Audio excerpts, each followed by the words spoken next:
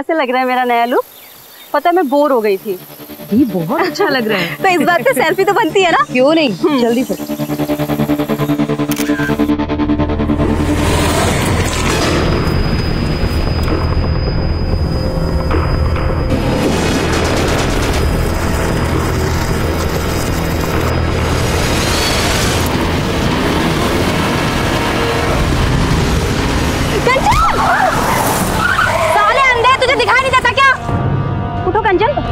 तो ठीक है ना? छोड़ो दी। पता नहीं आजकल के ड्राइवर कौन दे देता है इनको ड्राइविंग लाइसेंस। अब ये भी जो आपने देखा वो किसी के साथ भी हो सकता है।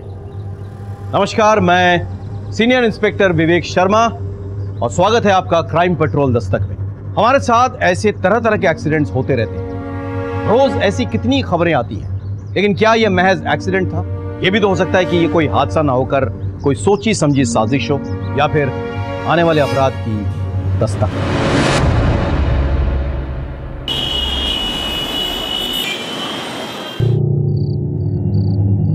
कब आओगी? अरे कानपुर तो जा रहा हूं मैं, 3 दिन में वापस आ जाऊंगा। वो शर्ट मत रख, टाइट हो गई है। जीजू को देखो, रोज सुबह उठकर जॉगिंग करने के लिए जाते हैं।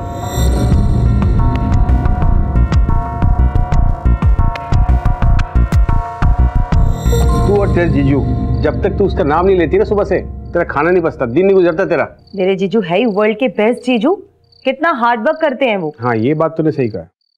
वैसे हार्ड वर्क तो मुझे भी करने का दिल कर रहा है। अरे क्या कर रहे हो? क्या कर रहा हूँ? पापा, आज हम भी आपके साथ सोएंगे। पापा, कल आप चले जाएंगे ना, इसके लिए आज हम आपके साथ ही सोएंगे। मैं भी। ठीक है बेटा, आओ। ध्यान रखना अपना। हाँ।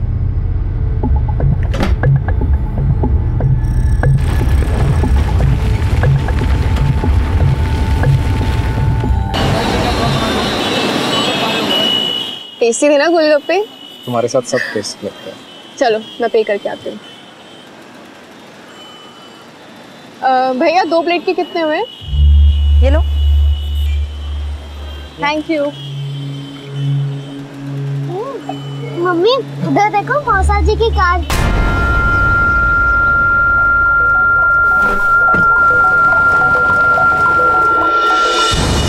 ये पैसे लो, चलो।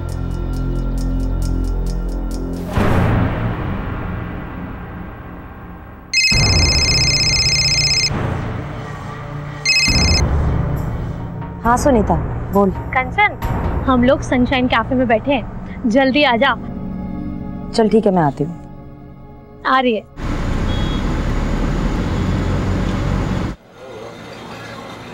हाय। हाय, कैसी हो? तो क्या गॉसिप हो रही है यहाँ? किसी किसी की लाइफ में कितना स्पाइस होता है, हनीमून पीरियड खत्म ही नहीं होता है। नहीं, किसका हनीमून पीरियड नहीं खत्म हो रहा है? वो देखना कपल तेरे पीछे।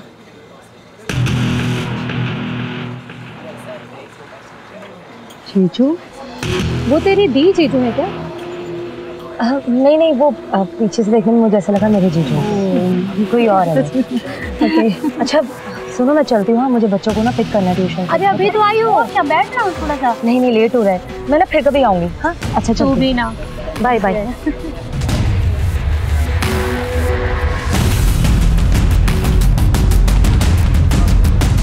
Excuse me.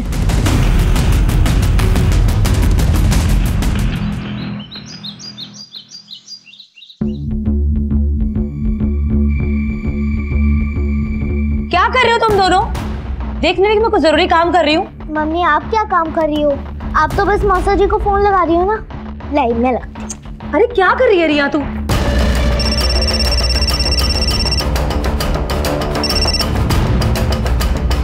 हेलो साली साहिबा। मौसा जी, मैं आपकी साली साहिबा नहीं हूँ, मैं आपकी रियू हूँ, रियू। ओह, तो हमारी रियू को कैसे याद आई हमारी? मुझे नहीं आई, मम्मी को आई। वो तो बार बार आपको फोन कर रही हैं और काट रही हैं। कुछ इम्पोर्टेंट काम होगा, फोन दो जरा। सुना है कोई हमारी याद में बहुत तड़प रहा है। जीजू, वो जुबान भी कांप रही है। बहुत मिस कर रही हो क्या? कवल कहाँ है? वो तो बिजनेस ट्रिप के लिए बाहर गए हुए हैं। अच्छा, तभी। आ जाऊं? साथ में तुम्हारी बोरिंग दीदी को भी ले आता हूँ।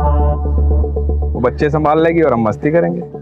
वो जीजू, एक्चुअली मुझे आपसे कुछ बहुत ज़रूरी बात करनी थी। क्या हुआ कंचन को? आओ मैं बात करती हूँ। क्या हुआ तुझे? नहीं दीदी, कुछ नहीं, मैं बाद में बात करती हूँ। हाँ हेलो कंचन, काट दिया। थोड़ी परेशान लग रही थी। चलो ना, चल के देखते हैं। नहीं, मुझे अर्जेंट काम है, मुझे जाना है। तू चली जा। वो मेरी बात सुनती ही कहाँ है? सारी बातें तो वो आपसे शेयर करती हैं, और वैसे भी वर्ल्ड के बेस्ट जीजू जो हो आप। अरे यार, अर्जेंट काम है मुझे, तू चली जा। अच्छा सुन, वो डिनर मत बनाना, लेट हो जाऊंगा आने में।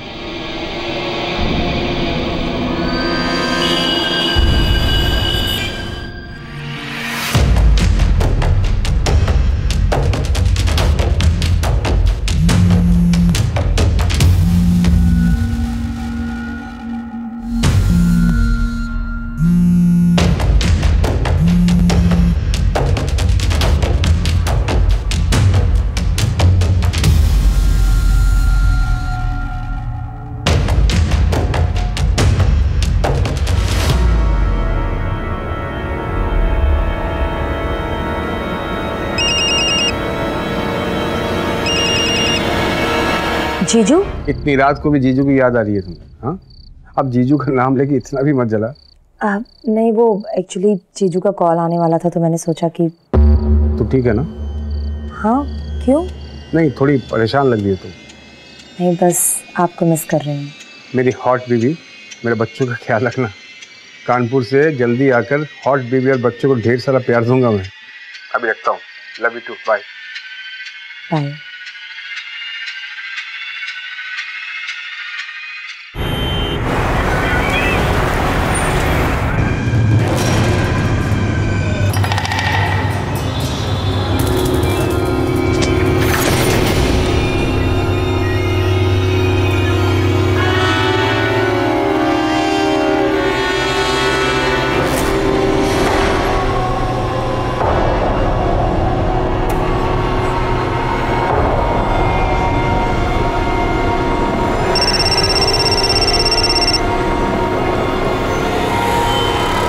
हेलो जीजू, कहाँ हैं आप? ऑफिस में। अच्छा, आप घर आ जाइए, मुझे आपसे कुछ ज़रूरी बात करनी है। बच्चे कहाँ हैं?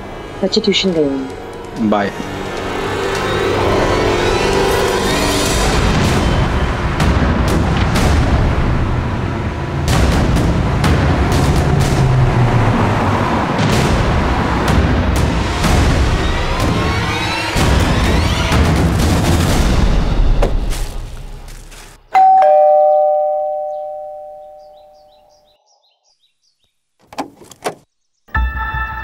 प्रीटी प्रीटी फ्लावर्स मेरी प्रीटी प्रीटी साली के लिए।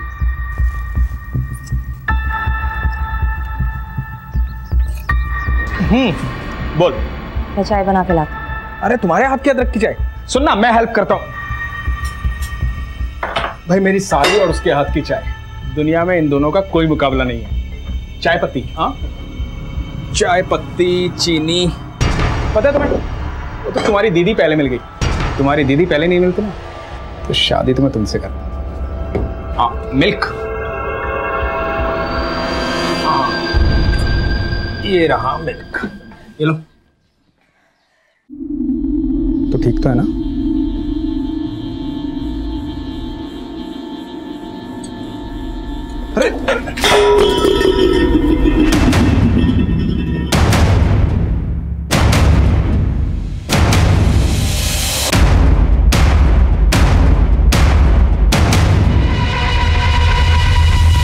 See, I'm sorry.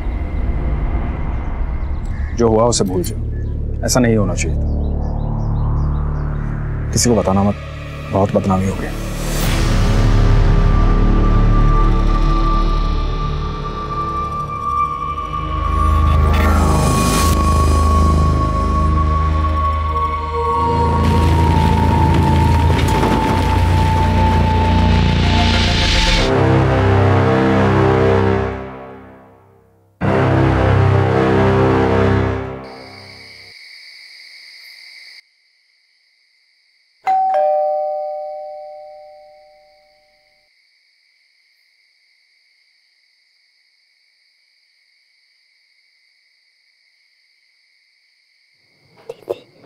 दीदी लगता है डैडी आ गए।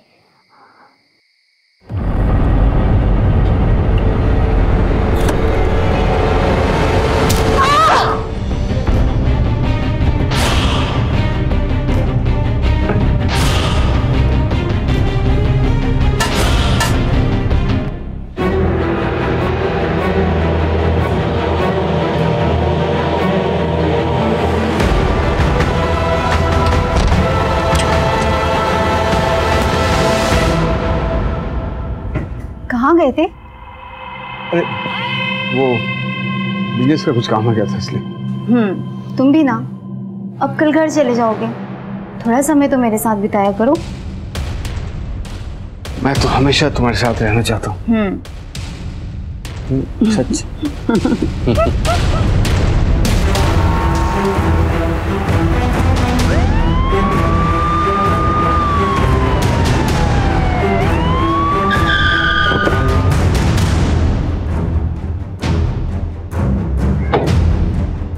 सर, एक औरत और 2 बच्चों की हत्या हुई।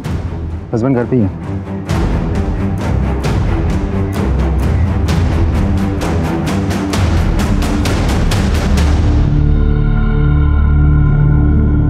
ये कब और कैसे हुआ? पता नहीं सर, मैं बाहर कानपुर गया था, घर आया थे कब।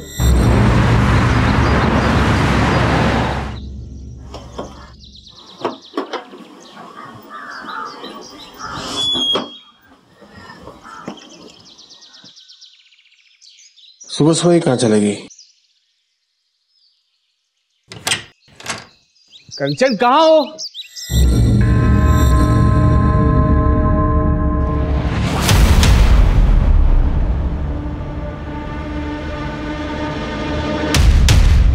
सर, मुझे तो ये रॉबरी का केस लगता है। अलमारी का लॉक तोड़ा गया है, तिजोरी बिल्कुल खाली है, और ये देखिए सर, ब्लड के ट्रेसेस भी तो हैं।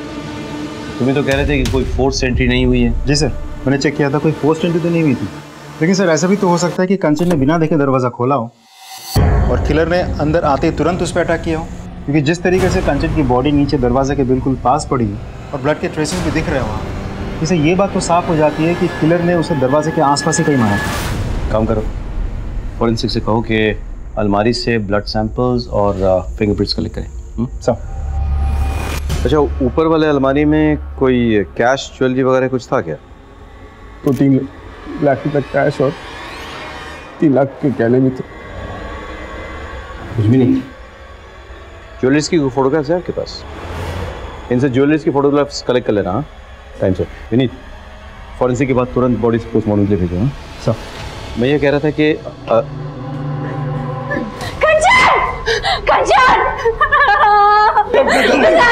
एक्सक्यूज मी, आप लोग कौन हैं?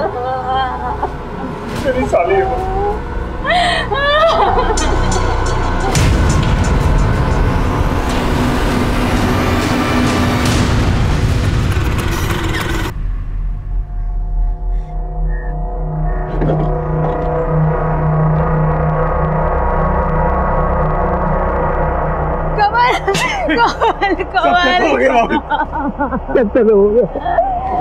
कंचन बच्चे सब मैंने तुझसे कहा था कंचन की कुंडली में दोष है, उसे अकेला मत छोड़ना। तुझे एक बार नहीं मानी। कामिनी, भाभी संभालिए अपने आप को। भाभी है नीता भाभी।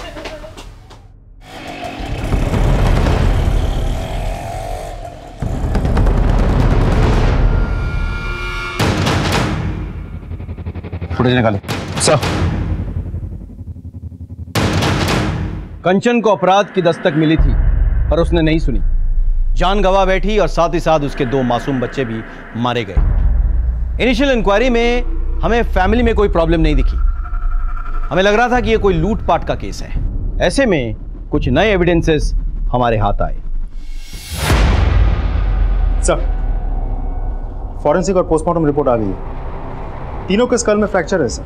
सर पे किसी भारी चीज से मारा गया। वैसे घर में मुझे कोई सस्पिशियस फिंगरप्रिंट नहीं मिले, लेकिन हाँ सर, ये घर के बाहर की जो फुटेज है, यहाँ मुझे कुछ सस्पिशियस लग रहा है। मैं आपको फुटेज दिखाता हूँ।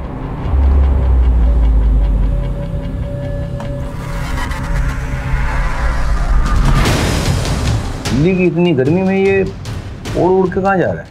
हाथ में ग्लव्स है, चेहरे पे दुपट्टा है। I'm sure अपनी आइडेंटिटी छुपाने के लिए सब कुछ किया है इसने।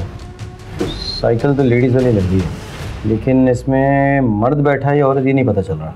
ग्लव्स पहन रखा है इसलिए फिंगरप्रिंट्स भी नहीं। और ये देखिए सर, हथौड़ा, शायद इसने मर्डर इसी से किया है। और अलमारी भी इसी से तोड़ा है। बहुत प्लानिंग के साथ मर्डर और रॉबरी किया है सर इसने। मुझे तो डाउट है, इतनी रात को कंचन एक अनजान आदमी के लिए दरवाजा क्यों खोलेगी?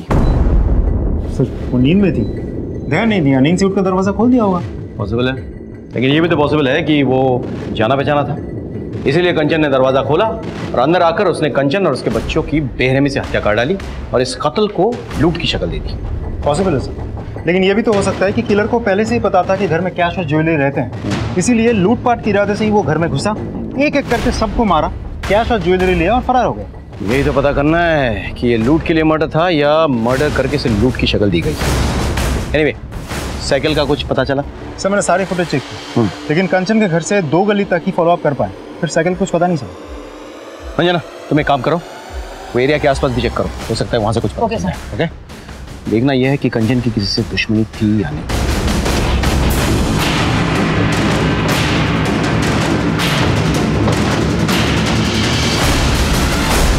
नहीं सर, कंचन की किसी से कोई दुश्मनी नहीं थी सर। उसकी तो कभी किसी से भी छोटी मोटी लड़ाई भी नहीं हुई सर। सर कुछ कहना है? सर कुछ दिन पहले की बात है, मैं और कंचन मार्केट में थे और जब हम मार्केट से घर लौट रहे थे तो तभी एक कार बहुत तेजी से कंचन की तरफ आई।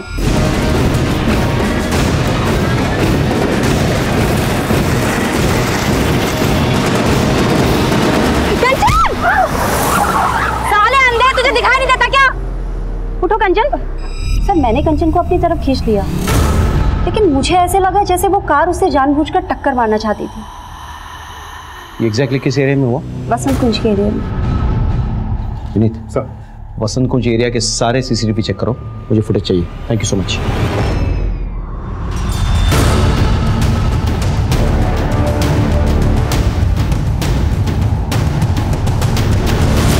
फुटेज में ड्राइवर का चेहरा कुछ क्लियर नहीं है।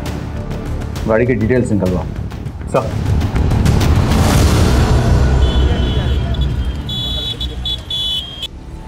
सर हाँ, हमारी टीम को ग्रेटर कैलाश में एक लावारिस लेडी साइकिल मिली है जो सीसीटीवी फुटेज से बिल्कुल मैच करती है। पता चला किसकी? नहीं सर, बहुत कोशिश की पर कुछ पता नहीं चला। सर सीसीटीवी में जो गाड़ी है उसके ओनर का पता चल गया है। गाड़ी किसी गौतम के नाम पर रजिस्टर्ड है। बुलाओ। गौतम जी, DLY XYZ 1234 आपकी गाड़ी का नंबर है? जी सर। 14 तारीख को आप अपनी गाड़ी में कहाँ जा रहे थे? मैं कहाँ जाऊँगा सर, मेरी तो कार ही चोरी हो गई है। चोरी हो गई मतलब? हाँ साहब, मुझे ये लगा कि आप मेरे कार के बारे में बताने के लिए यहाँ बुलाए। मैंने FIR दर्ज करवाई थी करोलबाग थाने में। ये देखिए उसकी रिपोर्ट।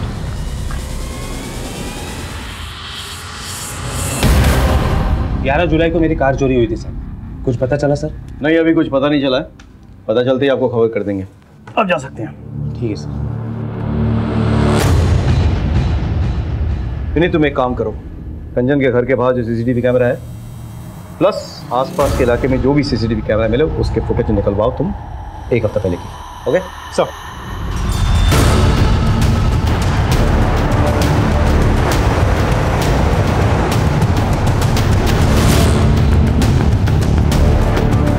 सर मैंने कंचन के घर के बाहर की 1 हफ्ते की फुटेज निकलवाई है, कुछ दिखाना चाहता हूँ।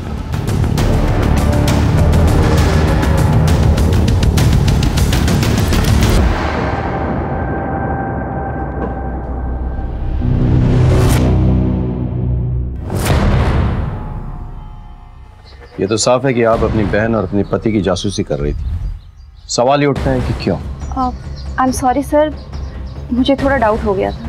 क्या कि आपके पति का आपकी बहन के साथ चक्कर चल रहा है? सर दरअसल मेरे हस्बैंड बहुत हंसी मजाक करते हैं और कंचन से भी उनकी बहुत जमती थी। आई डोंट नो सर, मेरे मन में ये बात कहाँ से आ गई। सर दरअसल कंचन बार बार मेरे हस्बैंड से बात करने की कोशिश कर रही थी, तो बस मुझे ऐसा लगा जैसे सर मेरे मन में शक पैदा हो गया सर। लेकिन मुझे बहुत गिल्टी भी फील हुई सर अगर ये बात सिद्धार्थ और कंवल को पता चल गई ना तो उन्हें बहुत बुरा लगेगा। अगर इसमें आपका हाथ है तो फिर हमें भी बहुत बुरा लगेगा। फिलहाल हम चलते हैं।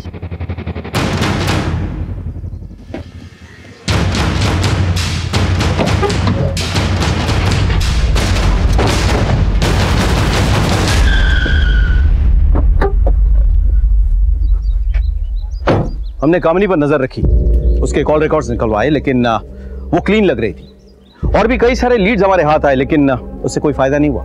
सारे रास्ते कहीं ना कहीं जाकर बंद हो रहे थे।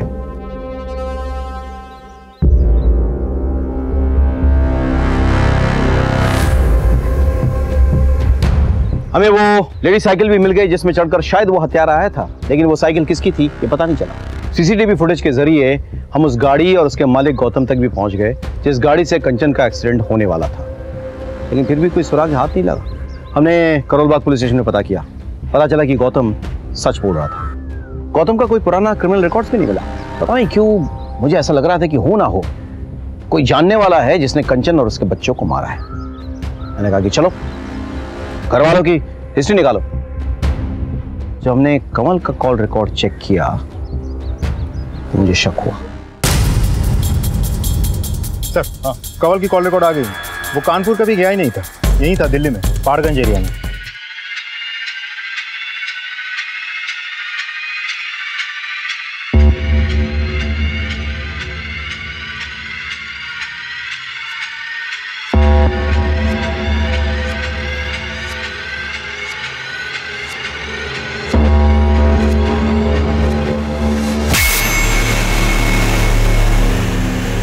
पहाड़गंज वहाँ तो बहुत सारे होटल्स हैं।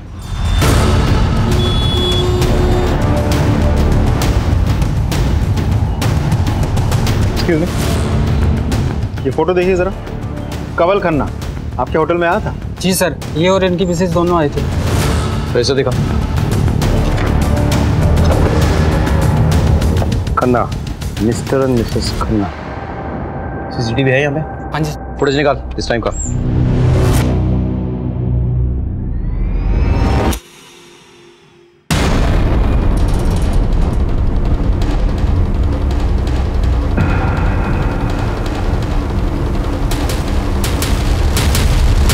ये तो आप कानपुर में नहीं दिल्ली में थे, वो भी पहाड़गंज में एक होटल में। पहाड़गंज के होटल में आप क्या कर रहे थे? Mister and Mrs Khanna. लेकिन मिसेस खन्ना तो थी नहीं वहाँ पे। ठीक है सर, वो मिसेस खन्ना मेरी भाभी है, मिसेस नीता खन्ना।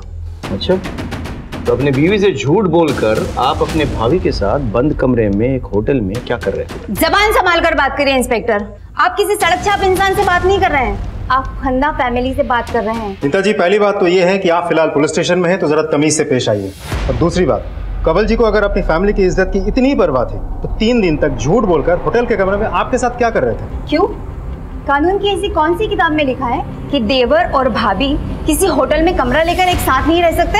कानून के किसी किताब में ये नहीं लिखा हुआ, लेकिन ये जरूर लिखा हुआ है कि देवर और भाभी मिलके किसी का मर्डर नहीं कर सकते हैं। हमने कंचन और बच्चों को नहीं मारा है इंस्पेक्टर साहब। देखिए सर, मैं 15 साल का था सिर्फ, तब भैया गुजर गए। भाभी ने मुझे पाल पोस कर बड़ा किया। मेरे शादी के बाद कंचन को भाभी से प्रॉब्लम्स होने लगे, क्योंकि मॉडर्न सोच की थी और भाभी कुछ पुरानी सोच की। दोनों में इश्यूज होने लगे। भाभी गाँव चले गई। कंचन को मेरा भाभी से मिलना जुलना बिल्कुल पसंद नहीं था, लेकिन मैं अपनी जिम्मेदारी से कैसे मुंह फेर लेता सर बताइए आप। इसीलिए मैं छुपकर होटल के कमरे में जाता ताकि इनको मैं घर खर्ची के लिए कुछ पैसे दे सकूं। बस होटल के कमरे में छुप कर। अगर मैं बंद कमरे में अपनी भाभी से मिलता हूं तो इसमें गलत क्या है सर बताइए। रहने दो कंवल, ये लोग हमारे रिश्ते को नहीं समझेंगे। आज्ञा चाहूंगी, चलो कंवल।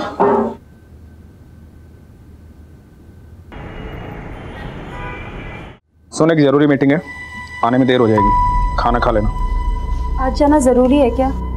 मुझे कुछ अच्छा नहीं लग रहा, प्लीज रुक जाओ। जाना जरूरी नहीं होता तो जाता नहीं। तो एक काम कर, कंवल और नीता भाभी के पास चले जा, उन्हें भी अच्छा लगेगा। कंवल भाई साहब भी बहुत परेशान हैं। एक ही रात में सब कुछ खत्म हो गया। पता नहीं कैसे मैनेज कर रहे होंगे वो। आप एक काम कीजिए, मुझे वहाँ छोड़ दीजिए, और रात को मुझे वहां से पिकअप कर लेना। गाड़ी निकालता हूँ, तो तैयार हो जाओ। ठीक।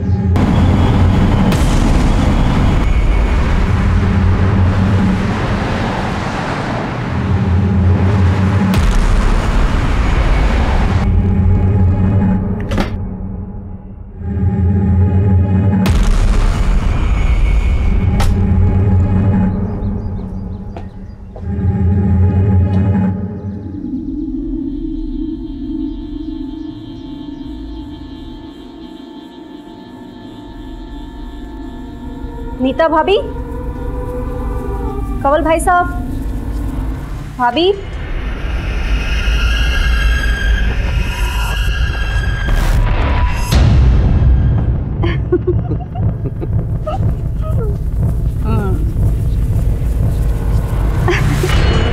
तू क्यों बार बार फोन कर रही थी? कितनी बार कहा था फोन मत कर? घर में इतना बड़ा कांड हुआ है, थोड़े दिन के लिए भूल जा मुझे। फोन मत करना प्लीज। कामनी को इस समय में नहीं छोड़ सकता मैं। छोड़ो, ये क्या है?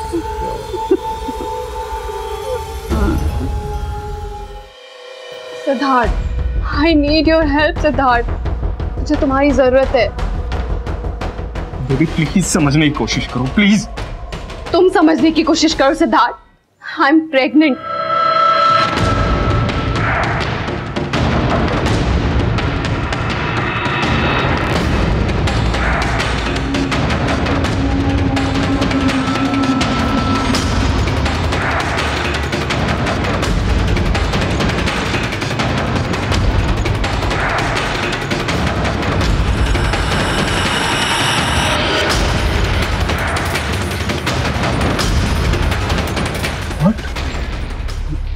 ये कब हुआ? अरे हमने प्रोटेक्शन यूज की थी। कभी कभी प्रोटेक्शन फेल हो जाती है। बेबी मैंने तुम्हें बताया था हमारा कोई फ्यूचर नहीं है। और देखो मैंने बताया था मैं शादीशुदा हूँ। ये सब बताने की जरूरत नहीं है। अरे मैं नहीं बोल रही हूँ कि तुम मुझसे शादी करो या मेरे बच्चे को अडॉप्ट करो। मैं खुद इस बच्चे को नहीं अपनाना चाहती हूँ। मैं अपना करियर स्पॉइल नहीं करना चाहती इस बच्चे के लिए। मैं सिर्फ इतना चाहती हूँ कि तुम मेरे साथ हॉस्पिटल चलो। अगर मैं अकेले जाऊंगी ना सिद्धार्थ, तो ये मेरे लिए बहुत बड़ी एम्बैरेसमेंट होगी। मैं बस तुमसे रिक्वेस्ट कर रही हूँ, बस एक बार ये अबॉर्शन हो जाए ना, उसके बाद देखते हैं हमारे रिलेशनशिप का क्या करना है।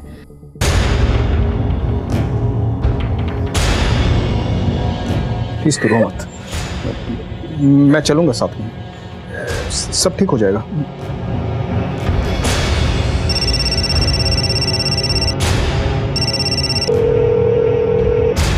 ये सिद्धार्थ फोन क्यों नहीं उठा रहे?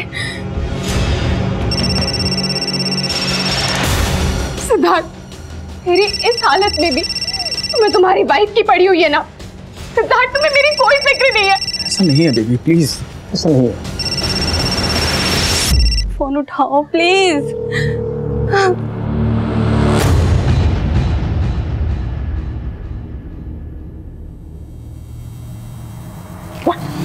Are you sure?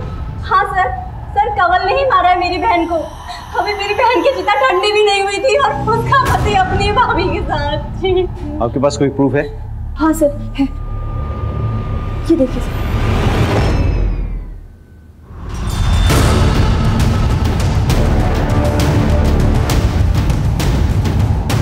सर। मैंने कुछ नहीं किया सर। तेरे पवित्र रिश्ते की तो पोल खुल गई है। अपने बीवी बच्चों को क्यों मारा ये तू बताएगा या तेरी पूजनीय भाभी?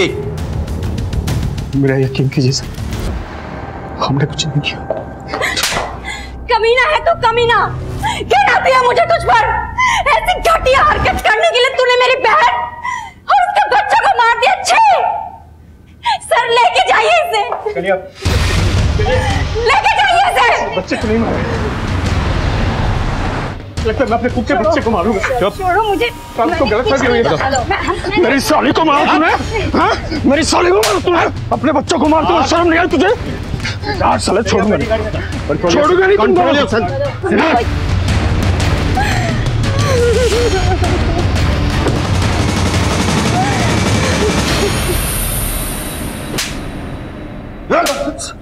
तब तक मारूंगा जब तक सच नहीं बोलेगा।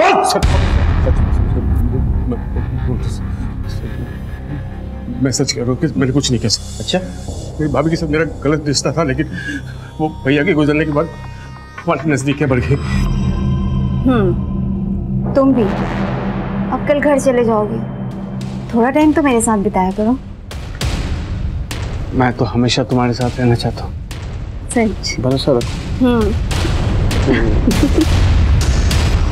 कमल की शादी हो गई, पर हमें तो एक दूसरे की आदत सी पड़ गई थी। बस हमने तय किया जैसे चल रहा है वैसे चलने देंगे, और हम छुप छुप के मिलने लगे थे।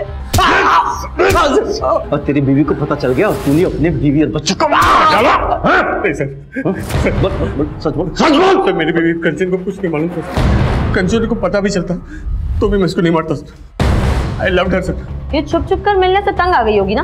और वैसे भी अभी तो तू सिर्फ 40 साल की है ना, अपने देवर के साथ तो लाइफ आराम से सेट कर सकती थी, लेकिन कंचन और उसके बच्चों के रहते तो ये सब कुछ पॉसिबल नहीं था, और इसीलिए तुम दोनों ने मिलकर के कंचन और उसके बच्चों को मार डाला। नहीं, ये गलत है। कमल अपनी पत्नी से बहुत प्यार करता था, दुनिया थी वो उसकी। कंचन एक बहुत अच्छी लड़की थी, मैं उसका घर नहीं तोड़ना चाहती थी। मुझे जो चाहिए था वो मुझे मिल रहा था, फिर मैं उसे क्यों मारूंगी? मर सर, मर, तब तक मर जब तक सच नहीं बोलता, और उसके बाद ही मारते रह।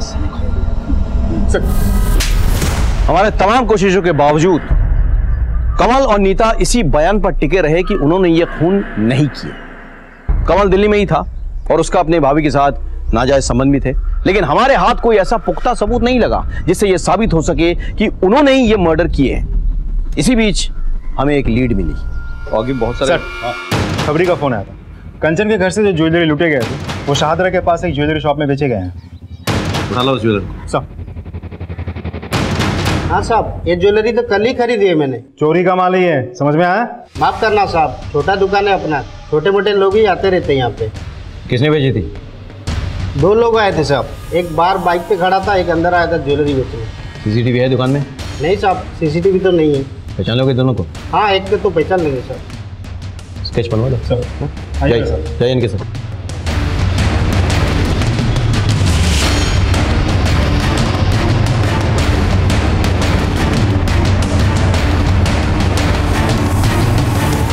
सर, स्केच बन गया।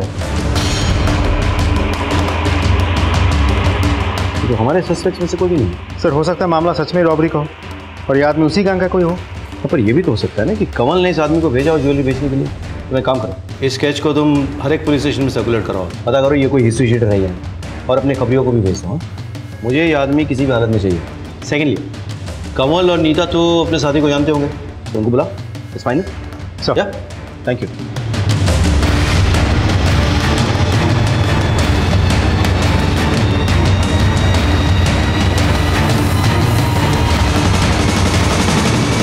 इसे पहचानते हो?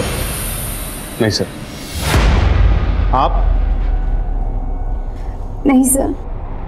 इसे पहचानते हो आप? नहीं सर। कामिनी जी कहाँ है? शायद वो जानती हो।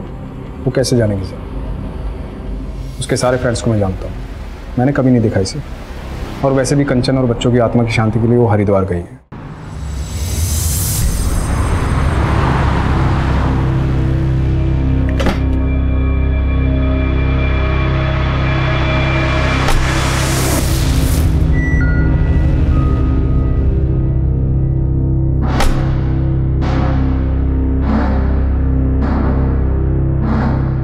डॉक्टर, मुझे इसका ऑपरेशन करवाना है।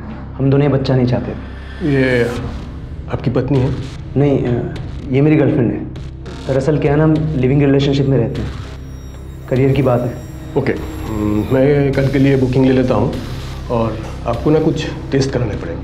मिश्रा जी, ये टेस्ट करवा देना, ठीक है? आप लोग जाइए इनके साथ।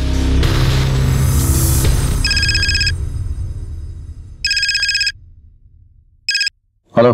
हाँ सर, आपने जो स्केच दिया था वो लड़का आया है क्लिनिक में एक लौंडिया लेकर, अच्छा बच्चा गिराने की बात कर रहे हैं। हाँ सर, कल सुबह आएगा फिर। गुड गुड, ठीक है, थैंक यू सो मच।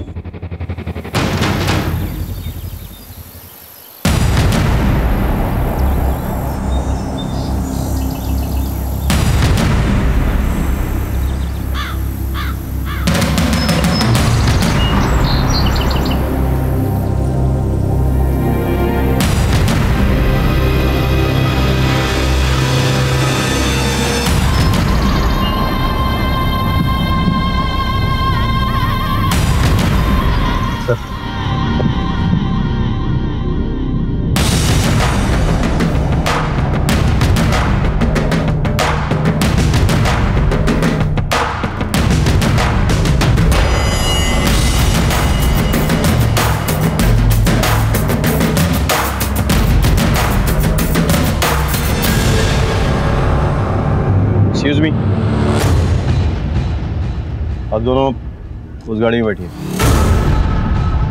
चलिए। सर बात क्या है? चलिए, बाद में बताया जाएगा आपको। चलिए।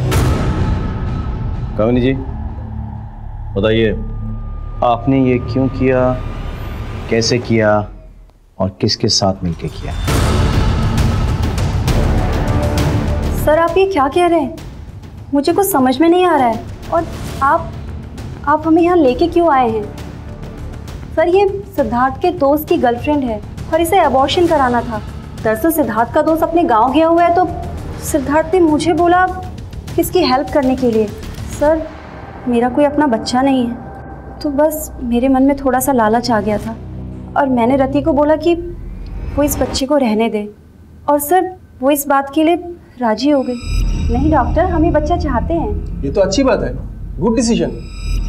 तो आप इनके बॉयफ्रेंड को जानती हैं? क्यों? अभी भी तो आपने कहा कि वो आपके पति का बहुत अच्छा दोस्त है। हाँ सर, वैसे तो नहीं जानती हूँ, बस उसका नाम जानती हूँ, रवि। इसे पहचानती हैं? हाँ सर, यही है रवि। सर रवि गौतम और मेरे पति बहुत अच्छे दोस्त हैं। 11 जुलाई को मेरी कार चोरी हुई थी सर। लगता है ये गौतम वही है जिसके कार से एक्सीडेंट हुआ था। सर गौतम तो कामिनी जी, क्या आप जानती हैं जिस शख्स के गर्लफ्रेंड को आप हेल्प करने की कोशिश कर रही हैं उसका शायद डायरेक्ट ताल्लुक आपकी बहन के मर्डर से है। क्या? या जो गहने आपके बहन के घर से गायब हुए थे ना, उनको रवि नहीं बेचा है।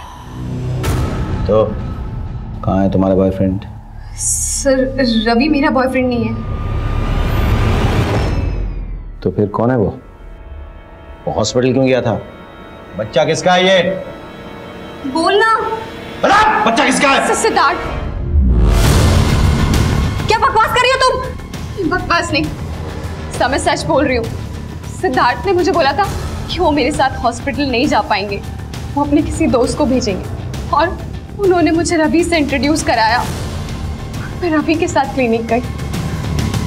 देखा आपने कामिनी जी, इस आदमी ने आपके साथ विश्वासघात किया, अब उसी के नाजायज औलाद को अपना नाम देने की कोशिश कर रही थी। अब उसे कोई नहीं बचा सकता।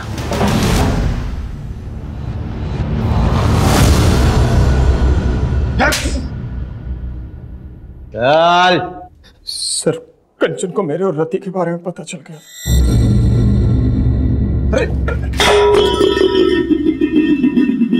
हाथ मत लगाइए मुझे। मैं आपको क्या समझती थी और आप क्या निकले? क्या हुआ? क्या बोल रही है तुम?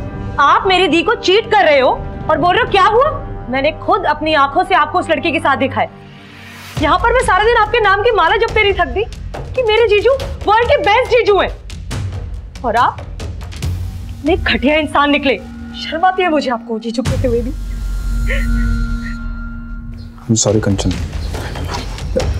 माफ कर दो मुझे। तुम्हें पता है ना मैं तुम्हारी दीदी से कितना प्यार करता हूँ। तो वो लड़की तो ऐसे ही है, कभी नहीं मिलूंगा उससे, प्रॉमिस। प्लीज दीदी को मत बताना तुम्हारी। और मैं आपको लास्ट वार्निंग दे रही हूँ, अगर मैंने दोबारा आपको उस लड़की के साथ देखा ना तो मैं पुलिस में कंप्लेंट कर दूंगी। मैंने उसे समझाया था किसी को कुछ मत बताना, और वो अपनी बहन को बहुत प्यार करती थी।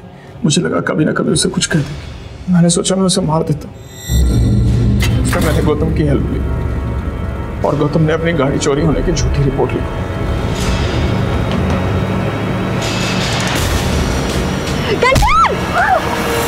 वो बच गई थी सर।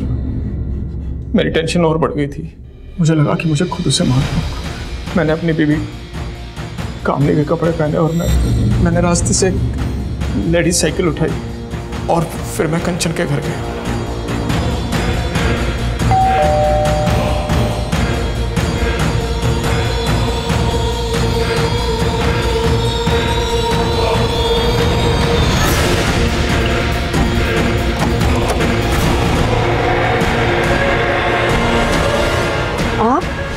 उसके बाद मैं ऊपर गया और मैंने ज्वेलरी लूट ली ताकि लूट का मामला लगे।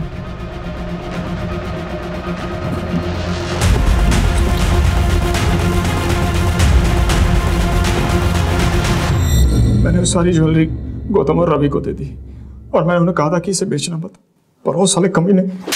वो कमीना है? कमीना तूने उस औरत को मारा जो तुझे इतना मानती थी, इतना भरोसा करती थी, और सिर्फ उस औरत को नहीं, तूने उसके 2 मासूम बच्चों को मार डाला। तुझे तो जो सजा मिले वो भी कम है। तेरे जैसे लोगों के कारण अपनों पर से भरोसा उठ जाता है। विश्वासघात बाहर से नहीं आते हैं, तेरे जैसे घर में पैदा होते हैं।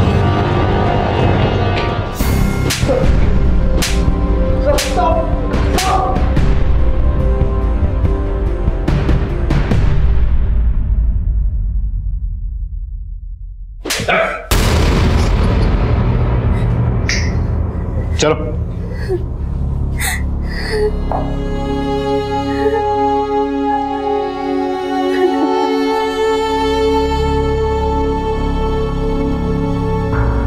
कंचन को अपराध से पहले बार बार दस्तक मिली। उसने गोलगप्पे वाले के पास सिद्धार्थ की गाड़ी में रति को देखा, दोनों को कैफे में रोमांस करते देखा।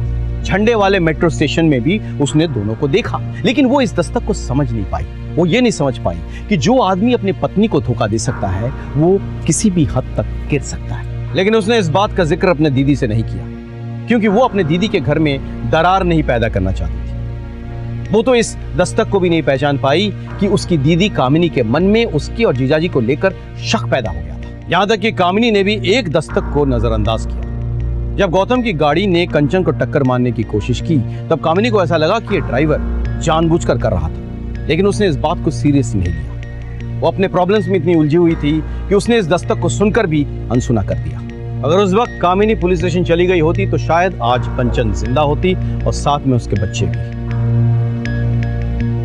इसी के साथ मैं सीनियर इंस्पेक्टर विवेक शर्मा आपसे विदा लेता हूं। कल फिर मिलेंगे।